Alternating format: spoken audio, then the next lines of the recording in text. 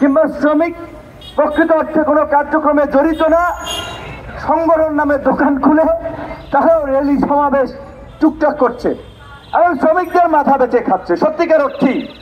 কারণ এই যে রানা প্লাজার কথা বলা হলো, এই রানা প্লাজা ধসের পরে বিদেশি যে সহযোগিতা এসেছে, আমি আহ্বান জানাবো প্রধানমন্ত্রীর দপ্তর এই ত্রাণ কার্যক্রম এবং এই সহযোগিতা সমন্বয়ের দায়িত্ব ছিল, বুকে হাত দিয়ে যারা দায়িত্ব ছিলেন তারা জনগণের সামনে পুরো তথ্য এবং প্রতিবেদন উপস্থাপন করুক যে রানা প্লাজায় বিদেশ থেকে কয়শো কোটি টাকা এসেছিল রানা প্লাজার শ্রমিকদের জন্য, আর কয় টাকা শ্রমিকদের পেছনে ব্যয় করা হয়েছে।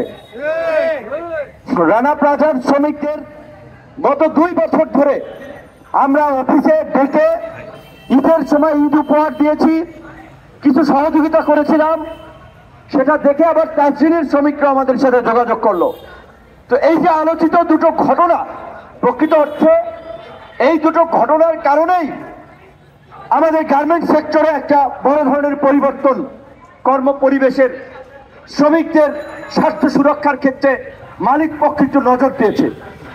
কিন্তু এই দুটো প্রতিষ্ঠানের এখনো বন্ধুত্ব বরণকারী আহত শ্রমিকরা, অনেকের পা নাই, হাঁটতে পারে না, অনেকের বুকের এখানে সেলাই, হাত নাই, সুস্থভাবে চলাফেরা করতে পারে না, এখনো অন্তত কয়েকশো শ্রমিক এখনো তারা কোনো পুনর্বাসন, ওই সেন্সে আর্থিক সহযোগিতা তারা পায় নাই।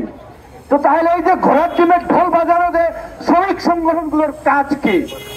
বরঞ্চ আমি জানি আমার কাছে অনেকে গিয়েছেন, অনেকের মুখ উন্মোচন করে বলেছেন এই শ্রমিকদেরকে রাস্তায় নামাইয়া ওই শ্রম ভবনের দেন দরবারে বসে যে এই শ্রমিকদের কিছু করতে হবে, তলে তলে 1050 টাকা দিলে, লাখখানেক টাকা দিলে অনেকেই চলে যাচ্ছেন শ্রমিকদের মাথা বেঁচে। শ্রমিক নেতা, ঢাকা শহরে 2-3টা বাড়ি, শ্রমিক নেতা চলে পাজেরো ল্যান্ড ক্রুজার দিয়ে। আচ্ছা, সহজ ব্যাকরণ আপনারা কি বুঝেন না?